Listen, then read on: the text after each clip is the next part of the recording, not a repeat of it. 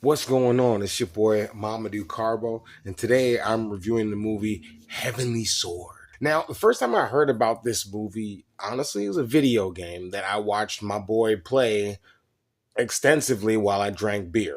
That was the only purpose. The movie, I don't know if the movie came first or the video came first, but what I do know is it's all fight scenes. It's nothing but fight scenes. I'm pretty sure part of the cutscenes were part of the movie from what I saw. So basically the story starts out with a character called Noriko, and there's a heavenly blade. Now, Noriko's kind of given the background that she is a chosen one. The father wanted a child to be the chosen one to take on this heavenly sword that has been able to fight back evil for centuries. Honestly, the only thing that heavenly sword fights is XY chromosomes, because it was always destined to be with a woman. I don't know why the story kind of alluded to the father wanting a son, because this sword, the heavenly sword, never once, I don't think, touched male hands during the entire movie. So the only thing that that heavenly sword is fighting against is X and Y chromosomes. The story starts with Noriko and a story of her sister, her and her sister, Kai.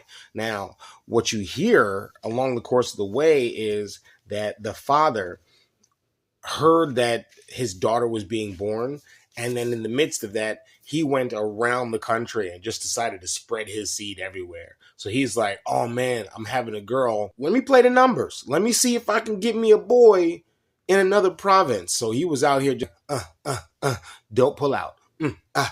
Don't pull out. Don't pull out. Don't pull out. Bing, bing, bing. I got carried away. So Noriko, one day there's an attack on the village where Noriko, Kai, and her father, and all the rest of the people who deny her greatness live. That attack is looking for that heavenly sword. They want that bad boy so bad. They're like, yo, this sword juliennes, it slices, it dices, it makes amazing steak fries. We need that heavenly sword. So now she jumps off of a cliff to get away from the bad guy who kills almost the rest of the village. Come to find out, her best friend Kai, who's there, her sister, watches her, takes care of her in the meantime while they're hiding out at first, just getting away from their village being destroyed. Then they find out, oh, we've got to go track down this guy because he's the one who actually initiated this, the bad guy, Botan. They have to go track down Botan's allies and see if they can get to Botan to destroy him for destroying their village. Now, along the way, you start finding out all sorts of stuff. Dad couldn't keep it in his pants to save his life. Come to find out, the girl Kai always started as best friend. You find out that was her sister, another rogue plant planted somewhere and sprayed seed in hopes that she would return and be the chosen one. So this guy right now is just like, I have to fire as many of these bullets off because one of these sperms is chosen. So I'm just happy that they didn't have any other type of preventative birth practices, because honestly, if I'm being real, Kai dressed the best out of anybody in this entire spot. She had makeup, she had accessories, she had gear. She was actually fly. Everybody else was just kind of given this M. Night Shyamalan village, like, I'm trying to be old school, when Kai was looking like a lot of these fashion shows in 2025. Kai was fresh, got to give it up. Noriko then takes the blade, learns more about its back history, how it came from a holy fight where there was a demon-like figure of a person who was there attacking, and this almost divine presence grabbed and brought down the sword and fought with that presence in order to save the earth. So Noriko then finds out all this info and then goes to one of the allies of Botan, the bad guy, and figures out that she also has a brother. Yes, she has a brother. The father actually did produce a male child. I think he wanted to be like a farmer. He wasn't even interested in coming back to find him. He's like, oh, I'm here. I don't have a dad. I can work with hoes. You know what I'm saying? Like, I can work with hoes, pickaxe, oxen. You know what I'm saying? Like, put me in the field. I got your hoes ready. And I got the, man, if you don't know what a hoe is, you almost got me. You almost got me. Go to Home Depot. They got him on deal. So then, after Noriko starts encountering Botan more and more often because he's trying to head to the past, to head to their brother, he wants to use the brother as a leverage so that he can go ahead and get the sword because he just wants the power that the sword wields. Noriko won't give it to him. She fights off countless different people, her and her sister Kai, finding out more and more and more about the sword, its origin, their father.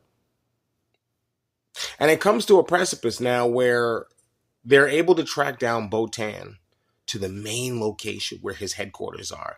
And they go to fight him. And in the midst of that, when Noriko is fighting with the sword, doing wonderfully, Kai gets stabbed. Right through the heart. Oh no! Stabbed through the heart! Kai can't wait. She's losing blood in a bad way. Okay, all right. But yeah, so she's losing blood. Kai is hanging by a rope, just holding on to life dearly. And Noriko goes full divine mode. That's right. Come to find out, the sword is like an open gate. Like, it is an access to divine powers, and you must choose to be divine. It's not the other way around. Everyone thought the chosen one was a divine divination, but no, you must choose to be divine. Right? And once you choose to be divine, you start to have this glow about you and allows you to use the sword in amazing ways. So she eliminates the Botan's army, even takes Botan out himself, him to painfully suffer for the things that he's caused to her. And then, unfortunately, Kai dies. Oh, it was sad. Kai dies, and when Kai dies, Noriko carries her back to the village and then trades her divinity and places it into Kai so that Kai can live on. Noriko understands she was not the chosen one. She was a tool, or the divine tool that would disappear, just like the first wielder of the sword. When the divine character came down with the heavenly sword, they wielded it, and then upon defeating the evil, disappeared. Just gone. No phone number, no message, no notes. They ain't even call and be like, hey, I'm going to be out of town for a couple of days. You want to use my apartment like an Airbnb? Nothing. They didn't think of nothing. So she trades her divinity and passes her power on to her sister Kai, who then takes the heavenly sword with the new divinity and begins to learn how to properly use it in order to maintain peace throughout their valley. And it's a beautiful story of somebody, the sacrifices you have to kind of exhibit and you have to put forward, as well as the idea that if you got a big ass sword, sometimes you make big cuts, but you gonna die. It's a part of it. There's a sacrifice for all the greatness that you reach. And once she realized she could pass that divinity on, she willfully died. And Kai became our main protagonist for the rest of the story. But this is just a quick overview of a movie that was based on a game, or a game based on a movie. I don't know which came first, the chicken or the egg. Either way, I'm frying the chicken, and who wants eggs scrambled? We're going to enjoy this no matter what. No matter which came first, I did, and I give back. Okay, no matter what came first, I'm happy to have experienced both of them.